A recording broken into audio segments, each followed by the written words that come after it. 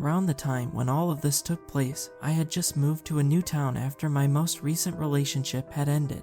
The apartment I rented was in a semi-rundown neighborhood. Not the worst, but far from the best. It was enough for a bachelor such as myself.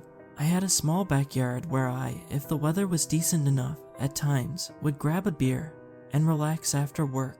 It was a Sunday, of that I'm certain. I was bored and had decided to take a stroll to kill some time. It was early autumn. The air was crisp and cool, the only greenery in the area I found myself in consisted of groves made up of leafy trees that walled off the path I was walking on from the busy 2-lane expressway. 4 months had passed since I moved here, and apart from working at a warehouse, I would sometimes go out for drinks with a couple of colleagues, if my wallet would allow it, that is. So, as you can tell, my life was quite run-of-the-mill and uneventful, but that would all gradually change. From that Sunday and onwards, I had covered most of my immediate area by foot. The only part I hadn't really explored was the aforementioned nature area, located south of my neighborhood. It was Amir, a guy from work, that had told me that there had been a fire there years ago in a now deserted industrial park. It is believed to have started in an auto body paint shop. The fire spread rapidly after that. 10 or so people died that day, while those who survived sustained injuries from smoke inhalation or severe burns. Despite their best efforts, the paint shop, as well as several other buildings, burned down to the ground before the fire department managed to put out the fire. The businesses that made it later on moved to a new industrial area, the same one where my job is located. It was never determined what exactly caused the fire, but some said that a disgruntled employee was the culprit. The auto body paint shop, in Amir's own words, was a place where people were treated like animals. The working conditions left a lot to be desired, but every attempt at forwarding complaints to HR was shut down. According to Amir, the employers were snakes who lacked even an inkling of humanity. After a while, I came across a back road that broke away from the main path. It didn't look like much. The asphalt was cracked and overgrown with weeds. There was also an underpass littered with junk, both in and outside of it. Beer cans, porn magazines, black garbage bags containing God knows what.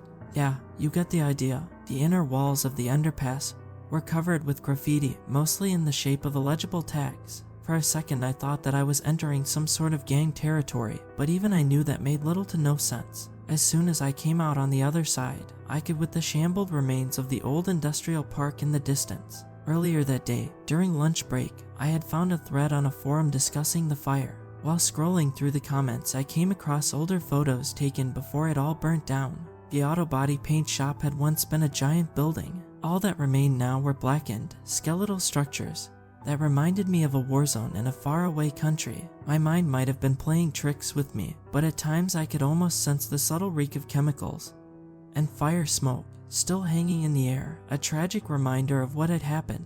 Just beyond the fire's epicenter, I could make out what was left of some of the buildings. Brick walls, roofs made out of corrugated sheet metal, blown out windows, shattered glass. Everything was shrouded in soot. I looked up. Encircling the industrial ghost town was a forest, mostly birch, pine, and rampant undergrowth. I had yet to encounter another person, but I didn't complain. A small voice in the back of my head told me that it was probably for the best. Who knew what kind of people would choose to roam around a place such as this, especially once it got dark? I had seen enough. It was time for me to head back. However, as I was about to start backtracking, I caught a glimpse of something by the tree line. It looked like a small trail leading further into the woods. There was something scenic to it, a stark contrast to what I had just experienced. But as I looked at my wristwatch, I realized it was much later than I had thought. Tomorrow then, there's always tomorrow. And with that, I turned around and started walking. Halfway through the underpass, I saw something in the corner of my eye, something small and white amidst the jumble of trash. I stopped dead in my tracks and crouched to take a closer look.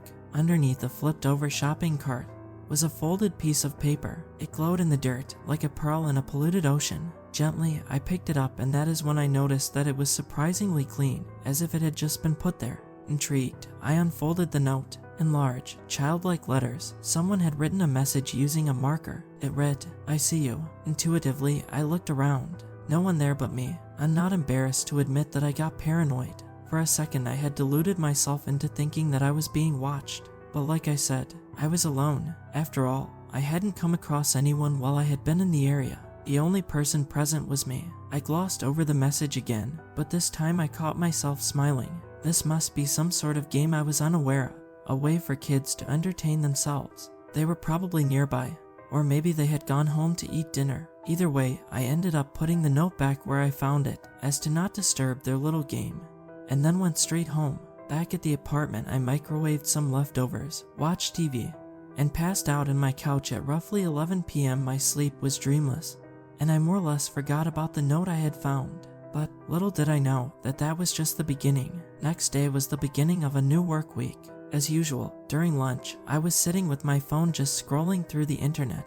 Just out of curiosity, I decided to see if I could find the trail I encountered on Google Maps, and wouldn't you know it, I did. Not only that, judging from what I saw, the small forested trail seemed as if would be a perfect path to and from work. So, as we were getting off earlier that day, I decided to check it out on my bike. My initial reaction had been correct. It truly was scenic, but best of all, it saved me roughly 15 minutes compared to my usual route to work.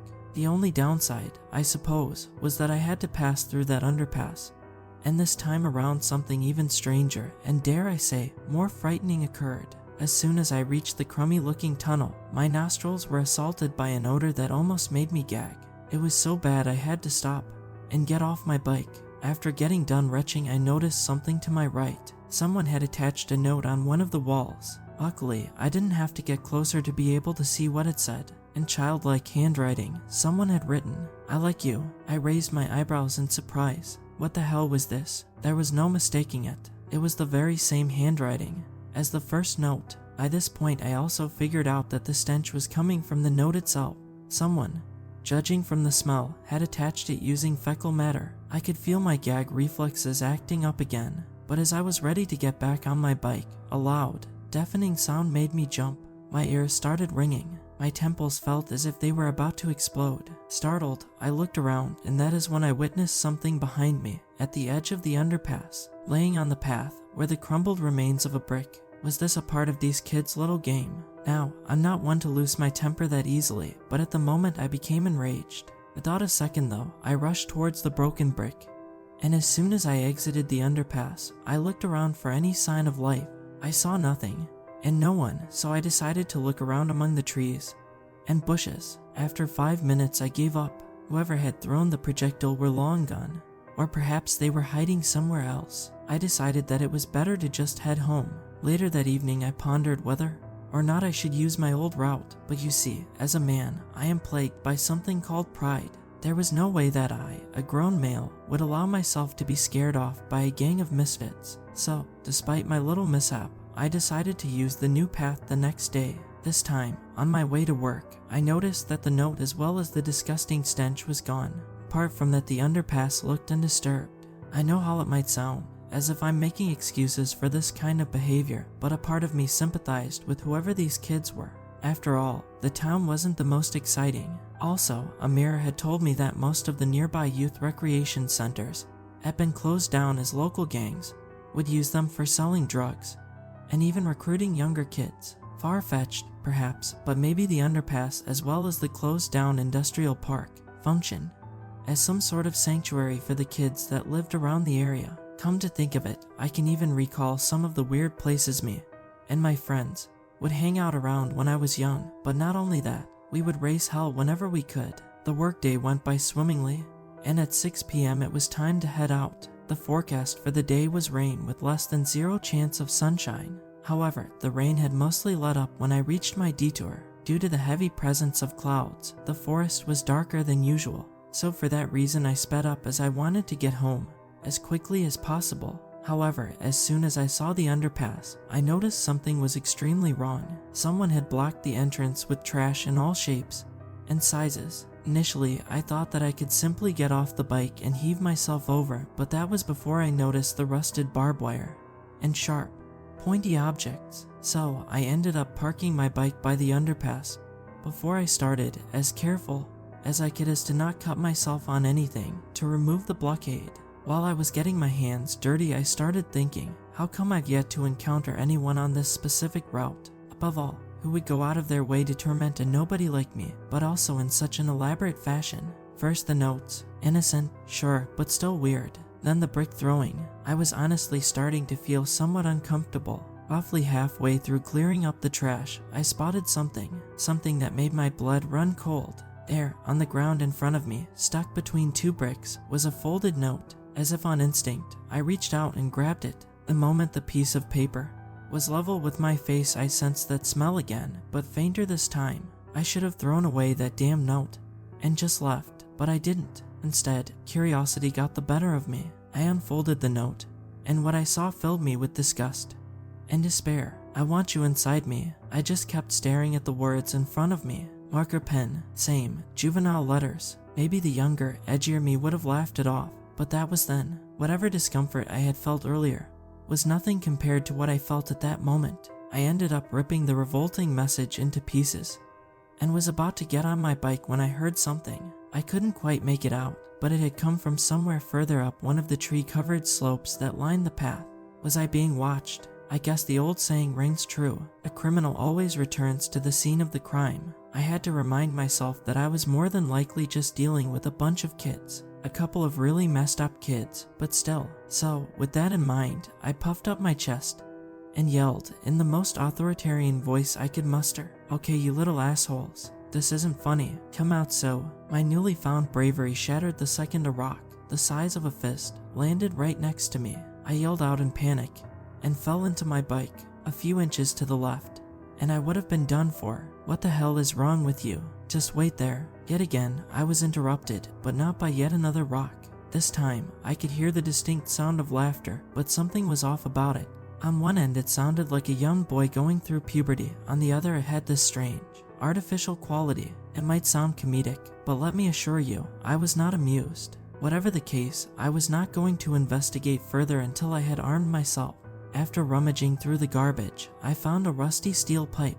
Then, I started sneaking up towards the trees. As soon as I reached the forest edge, I started crouch walking. If I played my cards right, I might get the jump on the person or persons. But no matter how thoroughly I searched, I saw no signs of anyone. I started feeling stupid. Here I was, a grown man armed with a steel pipe, on the lookout for teen delinquents. The grip on my makeshift weapon loosened the more the realization sunk in. I was better than this. I would not resort to violence. Instead, I was just going to take my old route from now on. It was then that I heard a twig snap deeper in the woods. I froze, my grip tightening yet again. Listening closely, I could hear the footsteps of someone moving around further ahead. Whoever it was, they did not want to be seen. I was faced with two options. One, I could pursue them, or two, I could just head straight home and forget all about it. Life would go on, and the last day's events would be chalked up to some kids playing a horrible prank on me. But of course, there was a small lingering voice that told me that they needed to be taught a lesson. They had gone too far. This was no longer a mere joke. So with that, I resumed my search, carefully looking around, ready for anything, or so I thought. Roughly 10 minutes later, the trees started to thin out to reveal a small clearing. Situated in the center of it was a small, ramshackle shack. On first glance, it didn't look like a place where people had once lived. Rather, it seemed to be some sort of tool shed. The roof had caved in under the weight of a fallen tree that still weighed down the structure. Roof tiles laid scattered and broken in the wild undergrowth. Whatever paint that had once covered the walls had started to peel away, exposing rotting planks beneath. From where I was standing, I couldn't see an entrance, but I could make out two windows. It was too dark in there to see anything, but the more I looked, the more uneasy I felt. All was quiet. The silence hung like a dark cloud over the small structure, a leftover artifact from a bygone era. Kids or not, I actually felt somewhat scared. I had no idea what I was walking into. You see, young people can be just as capable of carrying out acts of violence as adults. I had to brace myself for a minute before I regained my composure. Then it slowly started to dawn on me. Could this be their hideout? Regardless, I had come this far and I couldn't turn back now. However, I decided to not do anything too drastic, just scare them a little. So, I grabbed the pipe and struck the closest tree while shouting, "I got you now." There I was, thinking that I had them, and that they would come crawling out of the shed, regretful, ready to apologize. How wrong I was. When I was about to deliver yet another blow, that odd-sounding laughter returned, only it was closer this time, much closer, and far more intense. With that said, I couldn't tell exactly where it was coming from since the sickening clucking seemed to bounce from tree to tree, constantly assaulting my senses. I ended up covering my ears, but as if that wasn't horrible enough, that all too familiar stench returned. I could feel my lunch working its way up my throat. That smell, my God, how do I even start to explain? Imagine a sickening cocktail of pus-filled wounds, decaying flesh, and feces, but even that is an understatement on how awful it truly was. What could have produced such an odor? Stink bombs, dead animals. My eyes started tearing up. I had to get away, so I ran as fast as I could, away from that horrible reek, away from that haunting laughter. I can't recount how many times I tripped and got up, the countless lashes from branches as they struck my face and hands. At long last, I saw the underpass. Thank God, the bike was still there. I slid down the slope, got up, and then flew up on the seat and started pedaling for my life. The dark forest, a dense blur in my periphery, my eyes remained focused on the path ahead of me. I never looked back, not even once. Back home, I jumped in the shower and spent 30 minutes scrubbing away the disgusting filth that had clung to my skin. As it eventually dissipated, so did the chilling laughter that had plagued me the entire ride home. Exhausted, I collapsed in the couch with a cold beer. It tasted somewhat funky, but I desperately needed it to calm my nerves. My tired eyes looked up at the ceiling. That was it, I thought to myself. Those sick little bastards had won the war. Whoever they were out of their minds, but I accepted defeat. I would never use that detour again. My entire body ached, and eventually I passed out. My head was pounding when I woke up to my phone ringing. It was a mirror asking me why the hell I wasn't at work. I looked at the time. Of course, I had overslept. God damn it. I didn't even bother with breakfast, just slipped into my clothes and rushed to work. Luckily, Amir had talked with our supervisor before I arrived. Not sure what he said, but whatever it was, it worked, as I didn't get fired. For most of the day, I felt like a zombie restocking shelves, processing, and packing orders, as well as counting inventory. People could probably tell that something was up, as I kept my distance, even during smoke breaks. On one of those breaks, as I took some deep drags from my cigarette, I could hear someone approaching me from behind. I turned around. It was a mirror. He fumbled with his Zippo lighter before he managed to light up. His deep, brown eyes bore into my soul, as nicotine-filled smoke escaped from his lips before he spoke. Man, you look rough. What have you been up to? I rubbed my bleary eyes before replying. It's nothing. Just had trouble falling asleep. Yeah, and why is that? You up to no good. Good all a mirror. Brazen as usual. Something I've grown to appreciate over the months we've gotten to know each other. I scratched my head, avoiding his penetrating gaze, before our eyes met. Should I tell him? I hesitated, but I could tell that a mirror wouldn't cut me any slack. So I told him about the notes, the gang of kids, and how they had harassed me every day on my way home from work. He grinned and took another drag. Yeah, that bad, huh? By the way, where did you say this was? By that underpass. You know, close to that abandoned industrial park. You know, the one that burnt down all that time ago. In an instant, Amir's smile dropped. His eyes became more intense. You gotta promise me to never go there again, ever. To hear me, I was shocked. Amir had always been a laid-back guy who never got riled up about anything, a smooth talker and a go-getter. The seconds dragged on. No one said anything. Amir's face remained stoic. Eventually, I chuckled nervously. Trust me, I won't. But like I said, it was just a bunch of. Out of nowhere, Amir shot out his arm and grabbed me by the collar. He then drew me closer. John, I'm not joking, okay? Amir sounded stern. He then looked over his shoulder as to make sure that no one was eavesdropping our conversation. Once he was assured that we were alone, he let go of me and started telling me things, strange things, about the underpass. Apparently, it was rumored to be haunted.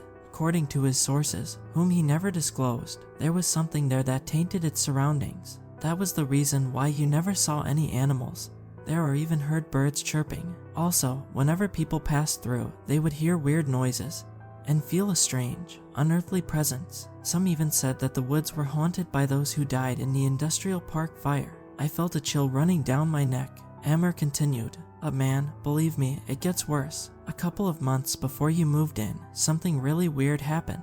There was this kid who went to the same school as my younger brother. One day, he didn't show up after school. At first, his parents thought he was just hanging out with some friends and that he would get back to them. He paused, pulled a deep drag and glanced over his shoulder again. A small group of co-workers had amassed in the parking lot outside the warehouse, smoking and talking. I can understand why he was on edge, because if anyone had heard us, they would have thought Amir was crazy. One day passes. The kid never called or messaged his parents, and he never replied when they tried to get in touch with him. The police, hell, the entire community got involved in looking for him. 3 days later, they find something. I couldn't help myself but ask, what did they find? It was a small sneaker. They found it inside that very same underpass. But no blood, no body. The parents identified it as belonging to their son. But no matter how thoroughly they searched that area, they found nothing. After a couple of weeks, they just accepted that he was gone, almost as if the ground had swallowed him. First a gang of weird kids, then a haunted underpass, and now a missing child. I had lived in that town for 4 months, but this was the first time I had heard about it. I looked at a mirror, trying to figure out if he was just messing with me. Then I noticed it, how the corner of his mouth was twitching, as if trying to contain himself from laughing. That son of a bitch. I should have known better. What the hell, a mirror? I pushed him, with more force than I had intended. I half expected a mirror to lash out at me, but that did not happen. Instead, his contagious laugh echoed over the parking lot. Thankfully, no one had seen me acting out. Once he was done laughing, he walked up to me, put his arm over my shoulder. His breath smelled heavy of cigarette smoke. Amir's face cracked into a huge grin. Come on, John. You don't believe in ghosts, do you? I tried to play it cool. No, of course not. That's just stupid. A forced smile spread across my face as I untangled myself from his arm. So, everything you said was just BS. Amir's face grew a bit colder. He lowered his head as if he felt ashamed. Not the thing about the kid. Like I said, they never found him. Yeah, so you told me. But what do you think happened? He shrugged and started walking back to the warehouse. I followed suit. On our way back, he said, no idea. Maybe he ran away. I think that kid had a pretty rough situation at home. You know, I recall my brother telling me that his parents were divorced. Apparently, the dad was a heavy drinker. Not sure about the mother. Regardless, it's tragic all the same. I nodded in agreement. As we were about to resume our shift, Amira patted me on the back. By the way, me, Diego, and Ben are going to hit the bar after work.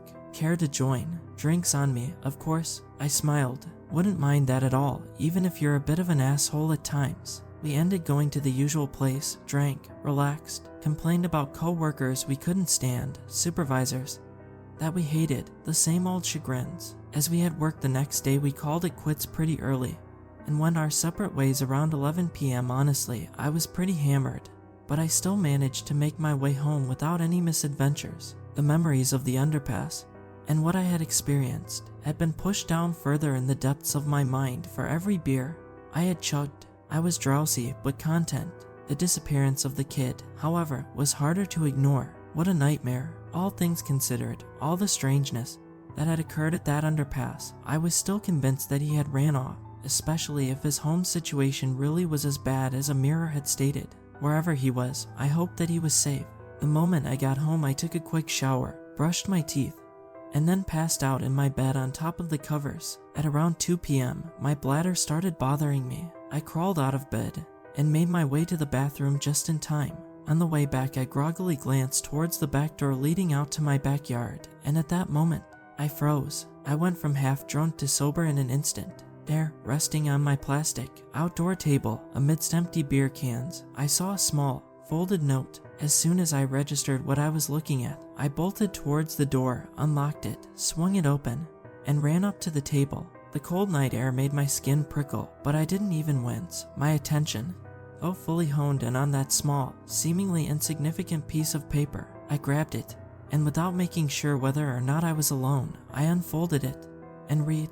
I wasn't sure what I had expected, but what I saw, written in that horrible handwriting, was one simple word. Hi. My heart dropped. How was this even possible? Somehow, those little shits had figured out where I lived. How was that even possible? My hands were shaking as I slowly looked up, ready to face my tormentors. There was no one there, just my unkempt lawn, the asphalted bike lane just beyond the waist-high picket fence, illuminated by the sickly orange glow of a lonely light post. On the opposite side of the lane, I could see 3 smaller trees and some bushes huddled together, and even further beyond that, rows upon rows of apartments, all identical with their concrete gray hues. The distant glow of lit-up apartment windows reminded me of fireflies, and from one of them I could vaguely make out someone playing music.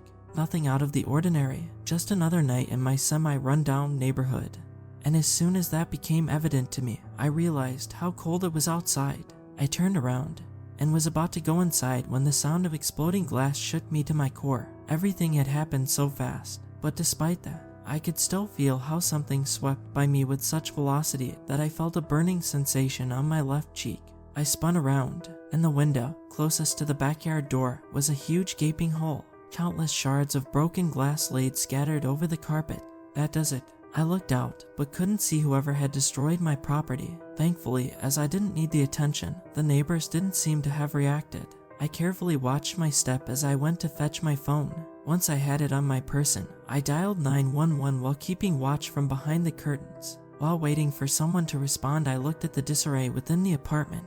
I caught a glimpse of something, namely the projectile that had been launched at me. It was not a rock, nor a brick. It was a small sneaker. Amir's words suddenly came back. No body, no blood. What the hell was going? It was then that a woman responded to my call. 911, what's your emergency? I couldn't speak. My eyes were fixed on the object before me. In the dim light of the moon that bled into my apartment, I could swear that I saw dark stains along the collar lining. Could it be? What? The dispatcher's voice sounded again. Hello, anyone there? Please respond. Yeah, sorry, I didn't make it further than that, for in the night air, I heard it, the eerie, clucking laughter. The woman's voice sounded as if it was a million miles away. It didn't take long for the repugnant stench to make itself known. It coated my tongue like a disgusting film, made me violently cough and retch, but in spite of all the horrifying impressions that my senses could detect, I did not flee. You see, I couldn't. I had to, needed to, identify my tormentors. I convinced myself that only then could I feel release. So, I slowly turned around expecting to see the cruel, demented smiles of my teenage harassers. But what I saw will forever infest my thoughts until the day I die. From the bushes, across the bike lane, a figure crawled out on its belly. It was naked. Its torso, arms, and legs were covered in third-degree burns. Red, blistered patches of swollen skin, boils ready to burst. Even though his appearance, I could tell that it was a man, or at least the shell of one. What shocked me the most was how crooked he was. The upper body somehow appeared to be hanging limply, as it gradually began to rise, as if it was bent over backwards. It is impossible to fully describe all of the disfigured man's features, this grim parody of human anatomy, but there is one small detail that I shall never forget. As his pale, withered tongue oscillated along his decaying teeth, he raised a hand. The two, still intact fingers, pointed at me, then back at him, and as he did so, I could see him mouthing something. Although charred and deformed, I could still make out what those lips said. I see you.